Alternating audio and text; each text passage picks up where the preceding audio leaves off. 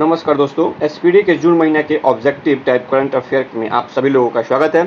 इस बुक में आप देखेंगे कि लास्ट में जो है कि ऑब्जेक्टिव करंट अफेयर दिए गए हैं। इनमें जो प्रथम 100 प्रश्न दिए गए हैं वही नए प्रश्न हैं जो कि जून महीने के प्रश्न हैं। बाकी के जो प्रश्न हैं वार्षिकांक के रूप में आपको रिपीटेड मोड में मिलेंगे। तो चलिए शुरू करते हैं आज का वीडियो। और अगर वीडियो पसंद आए तो प्लीज़ वीडियो को लाइक करेंगे, चैनल को सब्सक्राइब करिएगा और ज़्यादा से ज़्यादा वीडियो को अपने दोस्तों के बीच में शेयर करिएगा। इसके साथ ही हम आपको यहाँ पे ये बताना चाहते हैं कि इस वीडियो का जो या इस पुस्तक का जो मुख्य आकर्षण है, इसमें आप मिस वर्ल्ड 2025 का पुरस्कार किसको दिया गया है वो देख सकते हैं। आईपीएल पुरस्कार 2025 किनको मिला, प्लेयर ऑफ द सीजन कौन रहे हैं, इंडोनेशिया ओपन एकल पुरस्कार, अंतर्राष्ट्रीय बुकर पुरस्कार, केंद्रीय बजट, इस तमाम प्रकार की सूचकांक या जो भी बजट से संबंधित चीज़ें हैं यहाँ पे इस पुस्तक में बहुत ही अच्छे तरीके से दर्शाया गया है। तो आप पुस्तक के माध्यम से इसको देख सकते हैं। बाकी हम प्रश्नों को देखते हैं। इस वीडियो में आज का जो पहला प्रश्न है, इसमें सबसे पहले स्टार्ट हुआ है कि किस राज्य में भारत के पहले तितली अभयारण्य। क्वेश्चन एक बार फिर से सुनेंगे। भरसक हम कोशिश करेंगे कि क्वेश्चन को कम से कम 2 बार पढ़ें ताकि आप लोगों को क्लियरिटी बनी रहे। तो किस राज्य में भारत के पहले तितली अभयारण्य का उद्घाटन किया गया है? इसका सही आंसर हो जाएगा विकल्प बी, यह केरल राज्य में तितली अभयारण्य का उद्घाटन किया गया है।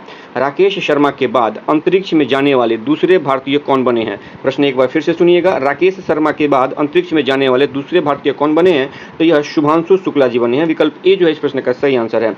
अगला प्रश्न है, हाल ही में किस राज्य में बोनालू उत्सव का नाम है बोनालू उत्सव मनाया गया? किस राज्य में बोनालू उत्सव मनाया गया है? इस प्रश्न का सही आंसर हो जाएगा विकल्प ए, यह तेलंगाना में मनाया गया है। अगला प्रश्न है कि बिहार राज्य का पहला परमाणु ऊर्जा संयंत्र कहाँ बनाया जाएगा? बिहार राज्य का पहला परमाणु ऊर्जा संयंत्र कहाँ बनाया जाएगा? तो यह नवादा जिला में बनाया जाएगा। नवादा में रजौली एक जगह है, वहाँ पर इस संयंत्र को स्थापित किया जाएगा। इस संयंत्र का जो कुल कैपेसिटी होगी वो 2000 किलो मेगावाट की इसकी कुल क्षमता होगी। तो ये विकल्प डी जो है इस प्रश्न का सही आंसर है। अगला प्रश्न है, किसके द्वारा भारत की पहली राज्यवार स्वास्थ्य बीमा पॉलिसियां शुरू की गई हैं? एक बार फिर से सुनिए प्रश्न को, किसके द्वारा भारत की पहली राज्यवार स्वास्थ्य बीमा पॉलिसियां शुरू की गई है? तो यह बजाज आलियांज के द्वारा शुरू की गई है। अगला प्रश्न है कि हाल ही में चर्चित चियोस द्वीप कहाँ स्थित है? तो यह अजेयन सागर में स्थित है। विकल्प बी जो है इस प्रश्न का सही आंसर है। अगला प्रश्न है, ई वोटिंग प्रणाली अपनाने वाला भारत का पहला राज्य कौन बना है? तो यह बिहार बना है। विकल्प सी जो है इस प्रश्न का सही आंसर है। बिहार के बारे में एक चीज़ और देखें तो 22 मार्च को बिहार ने अपना 113वां स्थापना दिवस मनाया है और इसका थीम जो था वो उन्नत बिहार और विकसित बिहार रखा गया था। अगला प्रश्न है कि 76वां नाटो शिखर सम्मेलन का आयोजन कहाँ किया गया? 76 नाटो शिखर सम्मेलन का आयोजन कहाँ किया गया? तो इसका आयोजन द हेग नीदरलैंड में किया गया है। अगला प्रश्न है, एआई संचालित उन्नत यातायात प्रबंधन प्रणाली से लैस होने वाला पहला एक्सप्रेसवे कौन सा है?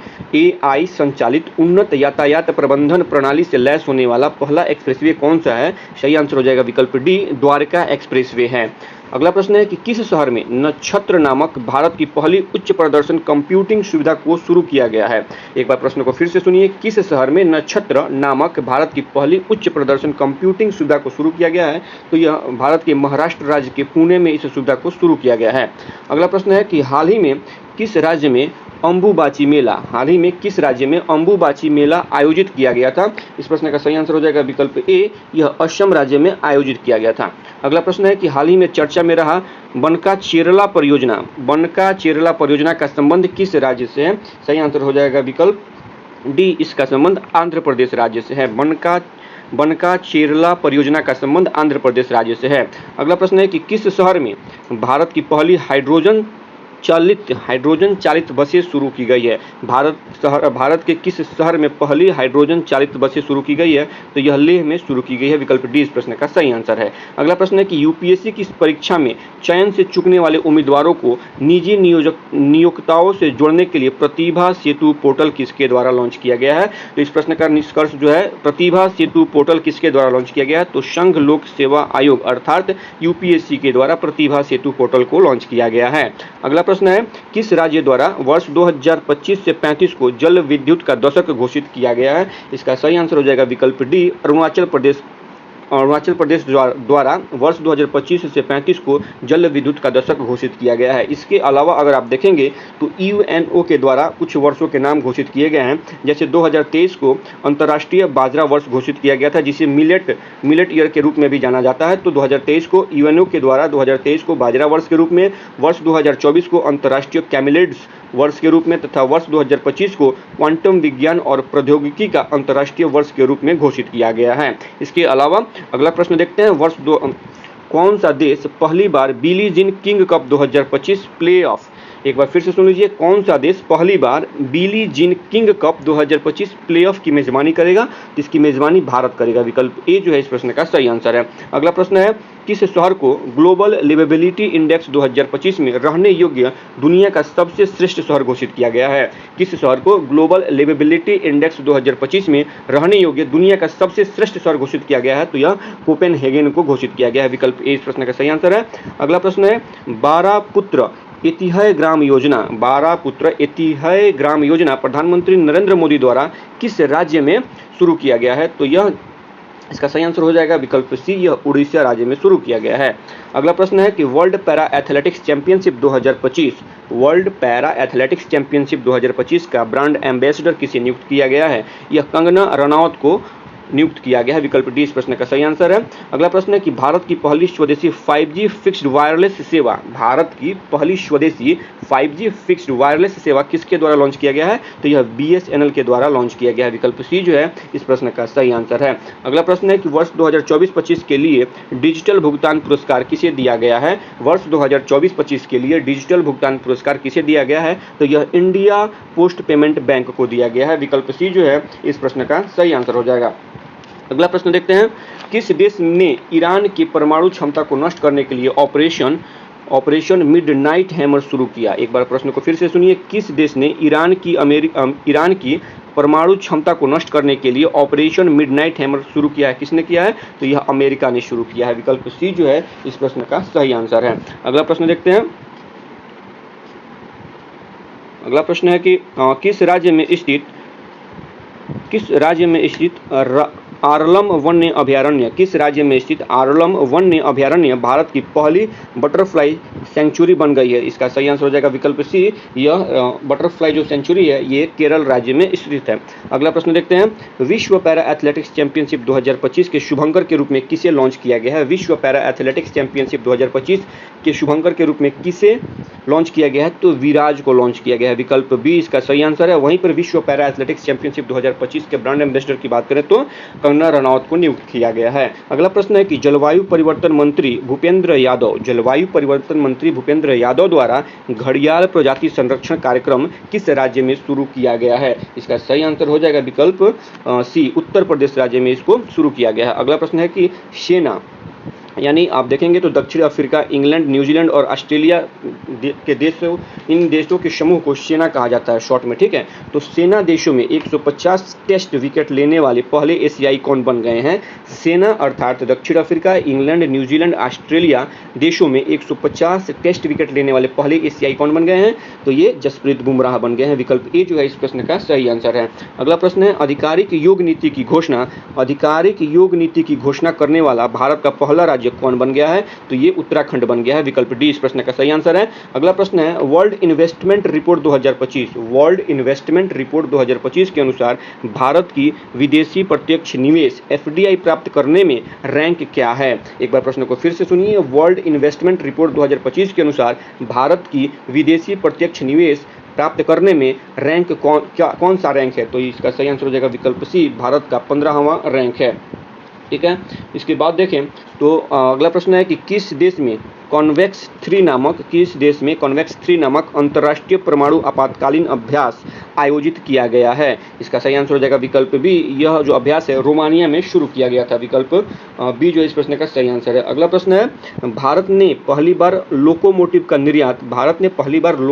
का निर्यात किस देश को किया है? तो इसका सही आंसर हो जाएगा विकल्प बी, भारत ने यह निर्यात जो है गिनी देश को किया है।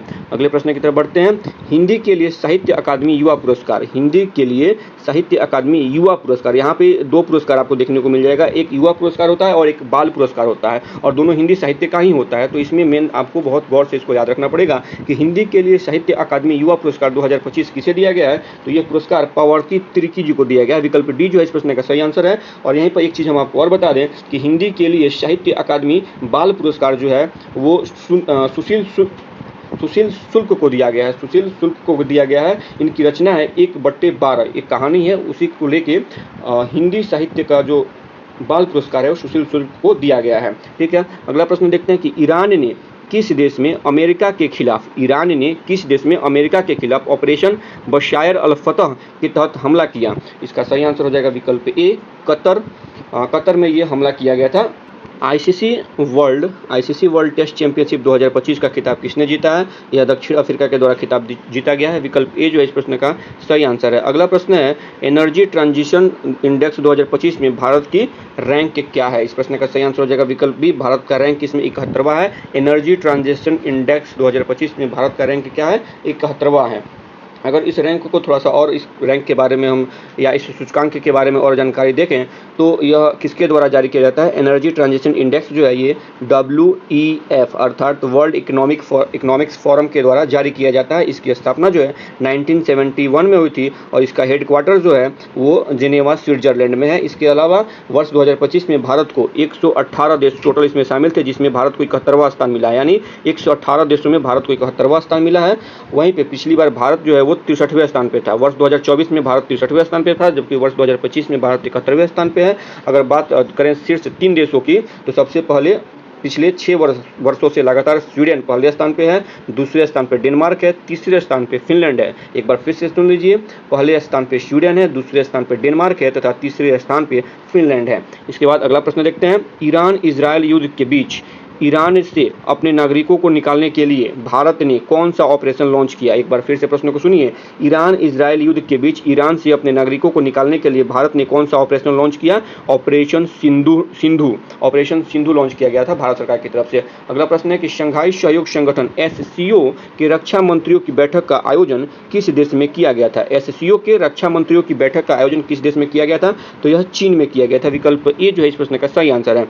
अगला प्रश्न है, किस राज्य में स्थित शेर शाह सूरी के मकबरा को हाल ही में जल विरासत की सूची में शामिल किया गया है? किस राज्य में स्थित शेर शाह सूरी के मकबरा को हाल ही में जल विरासत की सूची में शामिल किया गया है? तो यह मकबरा है बिहार में स्थित है। बिहार के रोहतास जिले में एक जगह है जिसका नाम है रोहतास, वहीं पे शेर शाह सूरी का मकबरा स्थित है। अगला प्रश्न है कि सरकारी स्कूल में शैक्षणिक रूप से कमजोर छात्रों को तकनीक के माध्यम से आगे बढ़ाने के लिए विद्या शक्ति पहल किस राज्य में शुरू की गई है? प्रश्न एक बार फिर से सुनिए, सरकारी स्कूलों में शैक्षणिक रूप से कमजोर बच्चों को तकनीक के माध्यम से आगे बढ़ाने के लिए विद्या शक्ति पहल किस राज्य में शुरू की गई है? तो यह आंध्र प्रदेश राज्य में शुरू किया गया है। विकल्प सी जो है इस प्रश्न का सही आंसर है। अगला प्रश्न है कि किसके द्वारा एशिया में जलवायु की स्थिति रिपोर्ट 2024 नामक रिपोर्ट जारी की गई है? किसके द्वारा एशिया में जलवायु की स्थिति रिपोर्ट 2024 नामक रिपोर्ट जारी की गई है? तो यह विश्व मौसम विज्ञान संगठन के द्वारा जारी किया गया है। विकल्प डी जो है इस प्रश्न का सही आंसर है। अगला प्रश्न है कि नासा का अंतरिक्ष कार्यक्रम पूरा करने वाली पहली भारतीय कौन बन गई है? नासा का अंतरिक्ष कार्यक्रम पूरा करने वाली पहली भारतीय कौन बन गई है? डांगेटी जानवी बन गई है। विकल्प डी इस प्रश्न का सही आंसर है। अगला प्रश्न है कि हाल ही में चर्चा में रहा ग्रीन लाइन बॉर्डर किस देश से संबंधित है? ग्रीन लाइन बॉर्डर किस देश से संबंधित है? तो यह साइप्रस देश से संबंधित है। अगर बात करें साइप्रस की राजधानी की तो निकोसिया साइप्रस की राजधानी है। यहाँ की मुद्रा जो है यूरो है और हाल ही में 16 जून 2025 को भारत के प्रधानमंत्री नरेंद्र मोदी का साइप्रस दौरा हुआ था, जहां पर वहां के साइप्रस के राष्ट्रपति ने नरेंद्र मोदी को साइप्रस के सर्वोच्च नागरिक सम्मान grand cross of the order of Makarios 3 से उन्हें सम्मानित किया था। तो इस प्रश्न का जो सही आंसर है वो विकल्प बी है। अगला प्रश्न देखते हैं, संयुक्त राष्ट्र ने वर्ष 2026 को किस रूप में घोषित किया है? अंतर्राष्ट्रीय महिला किसान वर्ष के रूप में घोषित किया है। संयुक्त राष्ट्र ने वर्ष 2026 को किस रूप में घोषित किया है? अंतर्राष्ट्रीय महिला किसान वर्ष के रूप में घोषित किया है। इसके अलावा यूएनओ ने वर्ष 2023 को मिलेट वर्ष के रूप में घोषित किया था, अर्थात बाजरा का अंतर्राष्ट्रीय वर्ष के रूप में घोषित किया था। वर्ष 2024 को अंतर्राष्ट्रीय ऊंट वर्ष के रूप में घोषित किया था। वहीं पर वर्ष 2025 को अंतर्राष्ट्रीय ग्लेशियर संरक्षण सहकारिता वर्ष और क्वांटम विज्ञान और प्रौद्योगिकी के रूप में 2025 को घोषित किया गया था। अगला प्रश्न है कि इस वर्ष में आयोजित ओस्टावा किस देश में आयोजित ओस्ट्रावा गोल्डन स्पाइक 2025 किस देश में आयोजित ओस्ट्रावा गोल्डन स्पाइक 2025 टूर्नामेंट में नीरज चोपड़ा ने स्वर्ण पदक जीता है? तो यह चेकिया में आयोजित किया गया था। विकल्प बी जो है इस प्रश्न का सही आंसर है। यहाँ पर नीरज चोपड़ा ने 85.29 मीटर का जेवलिन थ्रो किया था। तो विकल्प बी जो है इस प्रश्न का सही आंसर है। अगला प्रश्न है कि राष्ट्रपति तपोवन और राष्ट्रपति निकेतन का उद्घाटन राष्ट्रपति द्वारा किस शहर में किया गया? यहाँ पे एक बार फिर से प्रश्न को सुनिए। राष्ट्रपति तपोवन और राष्ट्रपति निकेतन का उद्घाटन जो है राष्ट्रपति द्वारा किस शहर में किया गया? तो यह देहरादून में किया गया था। विकल्प ए जो है इस प्रश्न का सही आंसर है। अगला प्रश्न है कि भारत की 16वीं जनगणना 2027 के पहले चरण की शुरुआत कब से होनी है? तो यह 1 अक्टूबर 2026 से इसकी शुरुआत होनी है। अगला प्रश्न है कि केंद्रीय माध्यमिक शिक्षा बोर्ड अर्थात सीबीएसई केंद्रीय माध्यमिक शिक्षा बोर्ड सीबीएसई किस वर्ष से 10वीं की बोर्ड परीक्षा वर्ष में 2 बार कराएगी? अर्थात अब सीबीएसई जो है वो 10वीं की बोर्ड परीक्षा वर्ष में 2 बार कराएगी। तो कब से कराएगी? यह जो है वर्ष 2026 से ऐसा किया जाने वाला है। विकल्प ए जो है इस प्रश्न का सही आंसर है। अगला प्रश्न है कि हाल ही में किस राज्य में ट्रांसजेंडर समुदाय को ओबीसी का दर्जा दिया गया है? यह असम राज्य में ट्रांसजेंडर समुदाय को ओबीसी का दर्जा दिया गया है। विकल्प बी जो है इसका सही आंसर है। अगला प्रश्न है कि हाल ही में नव्या योजना, कौन सी योजना है? नव्या योजना किस मिशन के तहत शुरू किया गया है? तो यह योजना जो है विकसित @भारत 2047 विकसित @भारत 2047 के तहत नव्या योजना शुरू किया गया है। अगला प्रश्न है खेलो इंडिया यूनिवर्सिटी गेम 2025 खेलो इंडिया यूनिवर्सिटी गेम 2025 का आयोजन कहाँ किया जाएगा? तो यह जयपुर में किया जाएगा। विकल्प डी जो है इस प्रश्न का सही आंसर है। और जयपुर में यह आयोजन कब से होने वाला है? तो नवंबर में इसका आयोजन किया जाएगा। नवंबर मंथ में इसका आयोजन किया जाएगा। यह इसका 5वां संस्करण होगा। ये इसका 5वां संस्करण होगा। इससे पहले चौथे संस्करण की बात करें तो चौथे संस्करण में इसका आयोजन जो है 7 राज्यों में हुआ था, जिसे हम लोग 7 सिस्टर कहते हैं। उन राज्यों में इसका आयोजन हुआ था चौथा संस्करण। और वहाँ पे पहले स्थान पे चंडीगढ़ यूनिवर्सिटी रही थी, दूसरे स्थान पे लवली प्रोफेशनल यूनिवर्सिटी और तीसरे स्थान पे गुरु नानक देव यूनिवर्सिटी ने अपना स्थान हासिल किया था। वहीं पे अगला प्रश्न देखते हैं कि भारतीय संरक्षण सम्मेलन 2025 का आयोजन कहाँ किया गया है? सही आंसर हो जाएगा विकल्प बी। इसका आयोजन जो है देहरादून में किया गया है। अगला प्रश्न है कि 23 जून 2025 को अंतर्राष्ट्रीय ओलंपिक समिति की पहली महिला अध्यक्ष का पदभार किसने संभाला? प्रश्न एक बार फिर से सुनिए। 23 जून 2025 को अंतर्राष्ट्रीय ओलंपिक समिति की पहली महिला अध्यक्ष का पदभार किसने संभाला है? इसका सही आंसर हो जाएगा विकल्प बी। क्रिस्टी कोवेंट्री ने यह पदभार संभाला है। अगला प्रश्न देखते हैं कि वैश्विक शांति सूचकांक 2025 में भारत को कौन सा स्थान प्राप्त हुआ है? वैश्विक शांति सूचकांक 2025 में भारत को कौन सा स्थान प्राप्त हुआ है? तो भारत को 115वां स्थान प्राप्त हुआ है।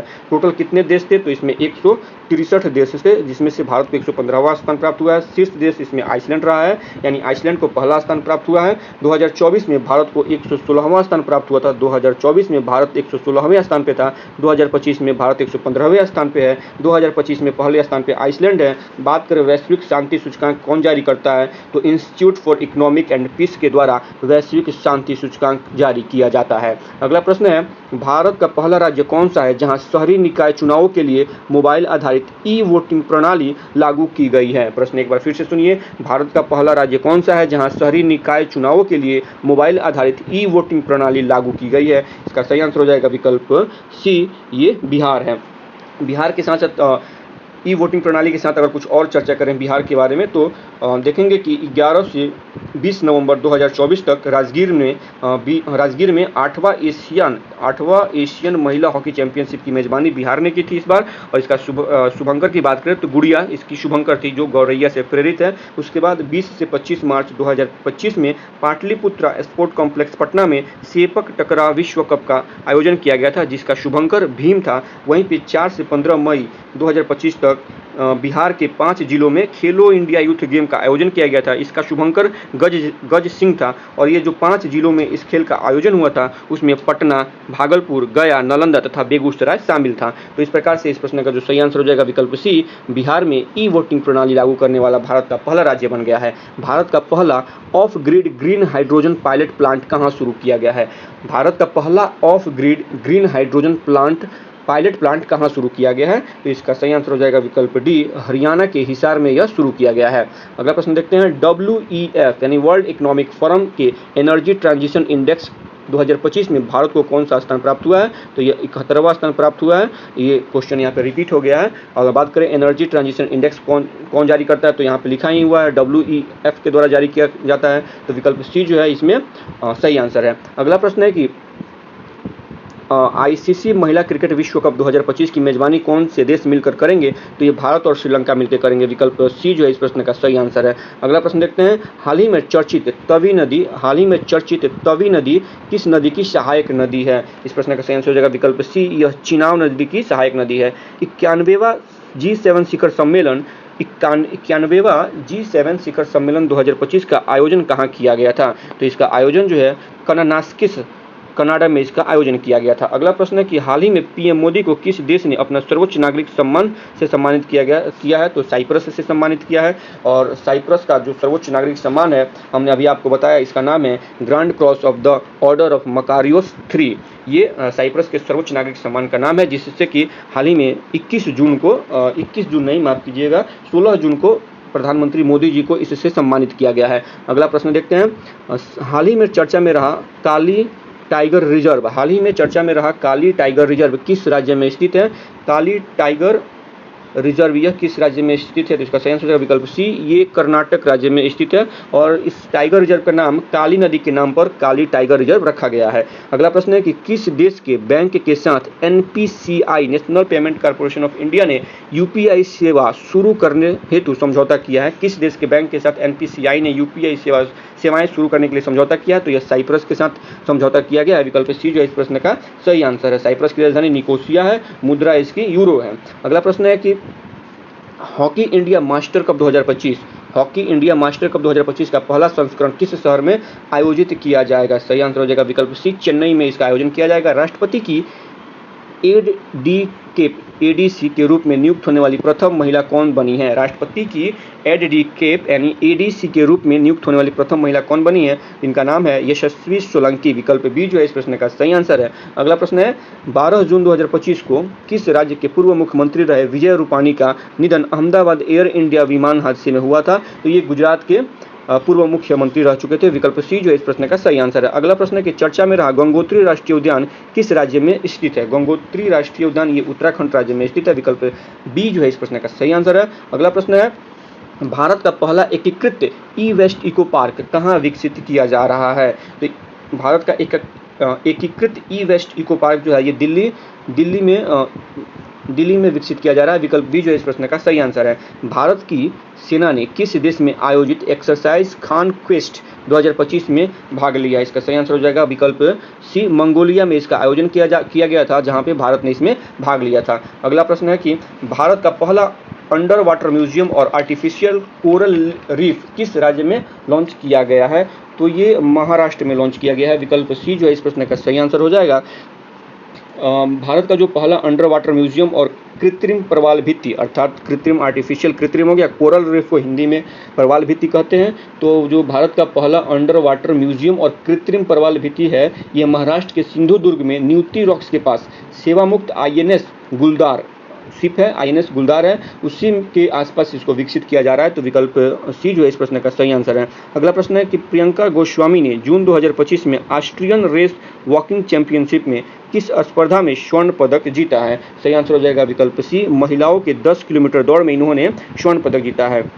अगला प्रश्न करें इससे पहले दोस्तों, अगर वीडियो आप लोगों को अच्छी लग रही हो तो प्लीज़ वीडियो को लाइक करें, चैनल को सब्सक्राइब करें और ज़्यादा से ज़्यादा अपने दोस्तों के बीच में शेयर करें, जिससे कि हमें भी मनोबल बढ़ेगा हमारा भी, और हम भी ऐसे ही और वीडियो को लेकर आप लोगों के समक्ष प्रस्तुत होते रहेंगे। चलिए अगला प्रश्न देखते हैं कि किस बॉलीवुड अभिनेत्री को मालदीव की ग्लोबल टूरिज्म एम्बेसडर नियुक्त किया गया है? किस बॉलीवुड अभिनेत्री को मालदीव की ग्लोबल टूरिज्म एम्बेसडर के रूप में नियुक्त किया गया है? तो यह कैटरीना कैफ को नियुक्त किया गया है। विकल्प सी जो है इस प्रश्न का सही आंसर है। अगला प्रश्न है कि हाल ही में चर्चित होदेई दाह पोर्ट किस देश में स्थित है? एक बार फिर से सुनिएगा, हाल ही में चर्चित होदेई दाह पोर्ट किस देश में स्थित है? इसका सही आंसर हो जाएगा विकल्प डी, यह यमन देश में स्थित है, यमन देश में।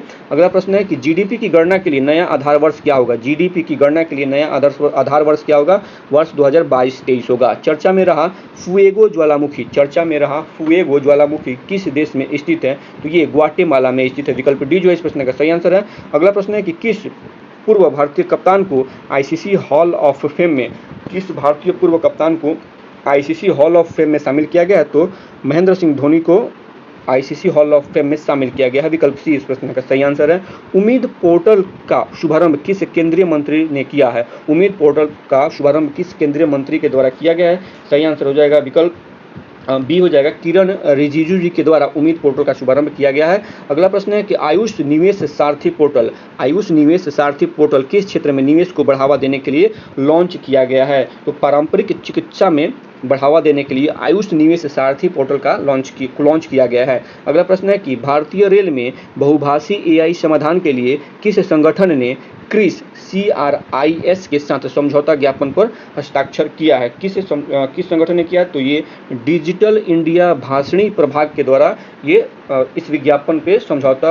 इस समझौते पे हस्ताक्षर किया गया है। एक बार फिर से इस प्रश्न को सुन लीजिए। भारतीय रेल में बहुभाषी एआई समाधान के लिए किस संगठन ने CRIS के साथ समझौता ज्ञापन पर हस्ताक्षर किया है? तो डिजिटल इंडिया भाषणी प्रभाग ने समझौता पे हस्ताक्षर किया है। अगला प्रश्न है कि एक्जियोम 4 मिशन में पायलट के रूप में शामिल भारतीय कौन है? तो पायलट के रूप में शुभांशु शुक्ला जी इसमें पायलट के रूप में शामिल थे। वहीं पर अगर इस फ्लाइट के डायरेक्टर की बात करें, कि डायरेक्टर कौन थी इस फ्लाइट की, तो उनका नाम है पैगी विटसन। वो फ्लाइट डायरेक्टर थी पैगी विटसन। और ये मिशन जो है एक्जियोम 4 मिशन जो है ये 25 जून 2025 को लॉन्च किया गया था। ये टोटल 14 दिन का एक वैज्ञानिक अनुसंधान तथा प्रयोग का कार्यक्रम था, लेकिन कुछ तकनीकी कारणों की वजह से ये जो प्रोग्राम है 14 दिन से अधिक दिनों तक चला और फाइनली 14 जुलाई को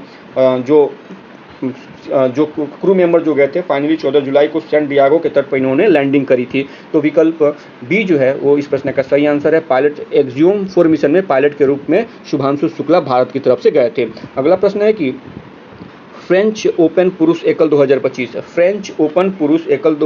का खिताब किसने जीता है? तो कार्लोस अल्काराज ने यह खिताब जीता है। विकल्प बी इस प्रश्न का सही आंसर है। अगला प्रश्न है कि फ्रेंच ओपन महिला एकल 2025 का खिताब किसने जीता है? तो ये कोको गाफ ने जीता है। विकल्प बी इसका सही आंसर हो जाएगा। एक बार फिर से रिपीट कर देते हैं। फ्रेंच ओपन पुरुष एकल का खिताब कार्लोस अल्काराज ने जीता है और फ्रेंच ओपन महिला एकल का खिताब कोको गाफ ने जीता है। 16वें वित्त आयोग में पार्ट टाइम सदस्य के रूप में किसे नियुक्त किया गया है? सही आंसर हो जाएगा विकल्प सी, टी रविशंकर जी को नियुक्त किया गया है। 16वें वित्त आयोग में पार्ट टाइम सदस्य के रूप में टी रविशंकर जी को नियुक्त किया गया है। अगला प्रश्न है कि श्रीनगर और कटरा के बीच शुरू हुई वंदे भारत सेवा किस रेलवे जोन के अंतर्गत आती है? श्रीनगर और कटरा के बीच शुरू हुई वंदे भारत रेल सेवा जो है यह किस रेलवे जोन के अंतर्गत आती है? तो ये उत्तर रेलवे जोन के अंतर्गत आती है। विकल्प सी इस प्रश्न का सही आंसर है। अगला प्रश्न है कि भारत का पूर्णतः सौर ऊर्जा से संचालित जिला कौन सा बन गया है? तो ये दीव बन गया है। विकल्प सी इस प्रश्न का सही आंसर है। अगला प्रश्न है कि हाल ही में कौन सा शहर भारत की तेंदुआ राजधानी बना है? ये बेंगलुरु बना है। विकल्प सी इसका सही आंसर है कि भारत की तेंदुआ राजधानी कौन सा शहर है? तो बेंगलुरु है। अगला प्रश्न है एक्सरसाइज टाइगर क्ला भारत और किस देश की वायुसेना के बीच आयोजित की गई? तो ये भारत और अमेरिका की वायुसेना के बीच आयोजित की गई थी। एक्सरसाइज का नाम है एक्सरसाइज टाइगर क्ला। अगला प्रश्न देखते हैं, विश्व पर्यावरण दिवस 2025 की थीम क्या थी? तो सबसे पहले विश्व पर्यावरण दिवस मनाया कब जाता है? तो 5 जून को विश्व पर्यावरण दिवस मनाया जाता है। और इस बार जो मनाया गया है विश्व पर्यावरण दिवस मनाया गया है, इसकी थीम क्या थी? तो प्लास्टिक प्रदूषण को कम करना वर्ष 2025 के विश्व पर्यावरण दिवस की थीम थी। विकल्प ए जो है इस प्रश्न का सही आंसर है। अगला प्रश्न है, किन दो भाषाओं को पहली बार लद्दाख की आधिकारिक भाषा के रूप में मान्यता दी गई है? इसका सही आंसर हो जाएगा विकल्प बी, भोटी और पुर्गी को पहली बार इन दो भाषाओं को लद्दाख की आधिकारिक भाषा के रूप में मान्यता दी गई है। अगला प्रश्न है कि किस खेल से संबंधित दक्षिण अफ्रीका के खिलाड़ी हेनरिक क्लासेन ने इंटरनेशनल खेल से संन्यास ले लिया है? तो सिंपल सी बात है कि हेनरिक क्लासेन किस खेल से संबंधित है? तो ये क्रिकेट से संबंधित है। विकल्प ए जो है इस प्रश्न का सही आंसर है। अगला प्रश्न है, हाल ही में किस देश की सुंदरी ओपल सुचाता चुवांगसरी ने मिस वर्ल्ड 2025 का खिताब जीता है? हाल ही में किस देश की सुंदरी ओपल सुचाता चुवांगसरी ने मिस वर्ल्ड 2025 का खिताब जीता है? तो ये थाईलैंड की रहने वाली हैं। विकल्प सी जो है इस प्रश्न का सही आंसर है। और ये आयोजन जो है ये संस्करण कौन सा था, अगर देखें तो ये 72वां संस्करण था। मिस वर्ल्ड 2025 जो हुआ ये 72वां संस्करण था। इसका आयोजन जो है हैदराबाद तेलंगाना में इसका आयोजन हुआ था। ठीक है, इसके पहले आप देखिएगा तो 2025 यानी 2024 में जो मिस वर्ल्ड बनी थी वो चेक गणराज्य की क्रिस्टीना पिस्जुकोवा थी। क्रिस्टीना पिस्जुकोवा थी जो वर्ष 2024 में मिस वर्ल्ड बनी थी। और जैसे ही 2025 में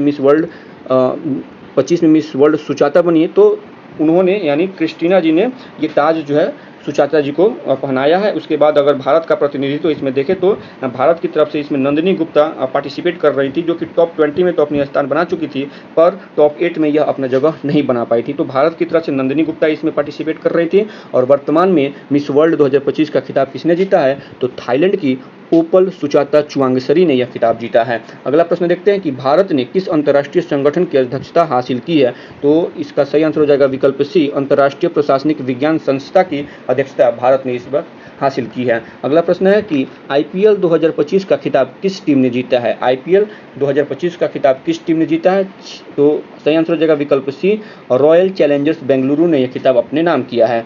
अगला प्रश्न है किस राज्य के खीचन और मेनार वेटलैंड को रामसर टैग प्राप्त हुआ है। एक बार प्रश्न फिर से सुनिए, किस राज्य के खीचन और मेनार वेटलैंड को रामसर टैग प्राप्त हुआ है, तो ये राजस्थान में स्थित है। जो दो जगह खीचन और मेनार इनको वेटलैंड का रामसर टैग प्राप्त हुआ है। अगला प्रश्न, संयुक्त राष्ट्र महासभा के 80वें सत्र का अध्यक्ष किसे चुना गया है, इसका सही आंसर हो जाएगा विकल्प सी, अन्ना लेना बेरबाक को यूएनजीए के 80वें सत्र का अध्यक्ष नियुक्त किया गया था। अगला प्रश्न है कि हाल ही में किस खेल से संबंधित कैरेबियन खिलाड़ी निकोलस पूरन ने अंतर्राष्ट्रीय खेल से संन्यास लिया है, यानी पूछा जा रहा है कि निकोलस पूरन जो है किस खेल से संबंधित है, तो ये भी क्रिकेट से संबंधित है। और किस देश के रहने वाले हैं, तो ये कैरेबियन खिलाड़ी हैं, तो इनका संबंध क्रिकेट से रहा है। अगला प्रश्न है कि हाल ही में किस खेल से संबंधित भारतीय खिलाड़ी पीयूष चावला ने खेल से संन्यास ले लिया है, तो ये भी क्रिकेट से ही संबंधित है। निकोलस पूरन भी क्रिकेट से संबंधित है, पीयूष चावला भी यहाँ पे क्रिकेट से संबंधित है, इन्होंने हाल ही में क्रिकेट से संन्यास ले लिया है। अगला प्रश्न देखते हैं कि 2 जून 2025 को भारत के किस राज्य ने अपना 12वां स्थापना दिवस मनाया है, सही आंसर हो जाएगा विकल्प सी, तेलंगाना ने 2 जून को 2025 को अपना 12वां स्थापना दिवस मनाया है। अगला प्रश्न है कि एडीबी अर्थात एशियन डेवलपमेंट बैंक ने भारत में शहरी ढांचे के विकास के लिए कितने वर्षों की योजना की घोषणा की है, एडीबी ने भारत में शहरी ढांचे के विकास के लिए कितने वर्षों की योजना की घोषणा की है, सही आंसर हो जाएगा विकल्प बी, 5 वर्षों के लिए यह घोषणा की गई है। अगला प्रश्न है कि हाल ही में चर्चा में रहा रायगढ़ जिला किस राज्य में स्थित है, रायगढ़ जिला किस राज्य में स्थित है, महाराष्ट्र में स्थित है, विकल्प सी इसका सही आंसर हो जाएगा। सुप्रीम कोर्ट ने किस अधिकार को महिलाओं का मौलिक अधिकार माना है, मातृत्व अवकाश के अधिकार को सुप्रीम कोर्ट ने महिलाओं के मौलिक अधिकार के रूप में माना है। अगला प्रश्न है 100वें आसियान 100 नंबर क्वेश्चन है कि 46वें आसियान शिखर सम्मेलन का आयोजन किस देश में किया गया, 46वें आसियान शिखर सम्मेलन का आयोजन किस देश में किया गया, सही आंसर हो जाएगा विकल्प सी, यह वियतनाम में इसका आयोजन किया गया था। बीसीसीआई ने किसे भारतीय क्रिकेट टीम का नया टेस्ट कप्तान बनाया है, शुभमन गिल को बीसीसीआई ने भारतीय क्रिकेट टेस्ट टीम का नया कप्तान नियुक्त किया है। अगला प्रश्न है कि भारतीय नौसेना में शामिल किए गए पहले सिले हुए जहाज का नाम क्या है, तो ये कौंडिन्या इसका नाम है, कौंडिन्या। भारतीय नौसेना में शामिल किए गए पहले सिले हुए जहाज का नाम कौंडिन्या है। कौंडिन्या एक प्रसिद्ध भारतीय नाविक थे, उन्हीं के नाम पर इस जहाज का नाम पड़ा है और इसको 21 मई 2025 को भारतीय नौसेना में शामिल किया गया है। अगर इस जहाज के बारे में थोड़ा चर्चा करें तो यह जहाज जो है 5वीं शताब्दी के एक सिले हुए जहाज का पुनः निर्माण है। यह अजंता की गुफाओं में एक चित्र पर आधारित है। इसमें लकड़ी के तख्तों को नारियल की रस्सी और प्राकृतिक रॉल का उपयोग करके इसे सिला गया है, तो विकल्प बी जो है इस प्रश्न का सही आंसर है। इस प्रकार से आज यहाँ पे इस प्रकार से जून मंथ का जो एसपीडी का ऑब्जेक्टिव टाइप करंट अफेयर था यहाँ पे समाप्त होता है। इसके बाद हम अपने इस अलग वीडियो के माध्यम से आपके सामने जुलाई मंथ का यही फिर से 100 प्रश्न का एक नया सीरीज लेके आएंगे। तब तक के लिए धन्यवाद।